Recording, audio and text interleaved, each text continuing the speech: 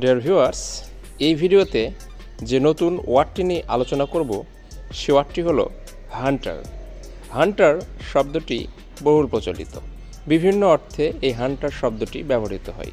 শুরুতেই হান্টারের ডেফিনেশনটা দেখে নেওয়া যাক।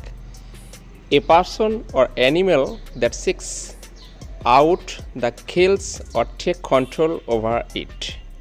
অর্থাৎ হান্টার হচ্ছে একটা ব্যক্তি বা প্রাণী যে খুঁজে বের করে এবং হত্যা করে এবং অথবা এটি নিয়ন্ত্রণ নেয় বা নিয়ন্ত্রণ করে, এরকম বোঝায়।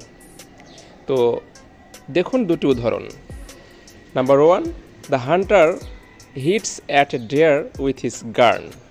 এর অর্থ হচ্ছে শিকারী তার বন্দুক দিয়ে একটি হরিণকে আঘাত করল। নাম্বার 2-এ যে উদাহরণটি দেওয়া হয়েছে সেটা দেখুন। He is a hypocrite and a female Hunter. অর্থাৎ সে একজন ভণ্ড এবং একজন নারী শিকারী। তো নারী শিকারী সাধারণত বলতে কি বোঝায়, সেটা হচ্ছে যারা মেয়েদের প্রতি দুর্বল বা মেয়েদের সাথে প্রতারণা করতে অভ্যস্ত, এরকম আর কি। তো সিনোনিমগুলো এবার দেখে নেওয়া যাক। হান্টার শব্দের বিকল্প হিসেবে আপনারা ব্যবহার করতে পারেন চেসার, হান্টসম্যান, শিকারী, ফাউলার, স্পাইডার, গানার।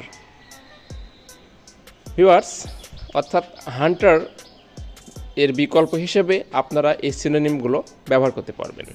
এখন দেখুন হান্টার শব্দের বাংলা অর্থ কী। হান্টার শব্দের বাংলা অর্থ হচ্ছে শিকারী, বাদ, লুব্ধক, জালিক।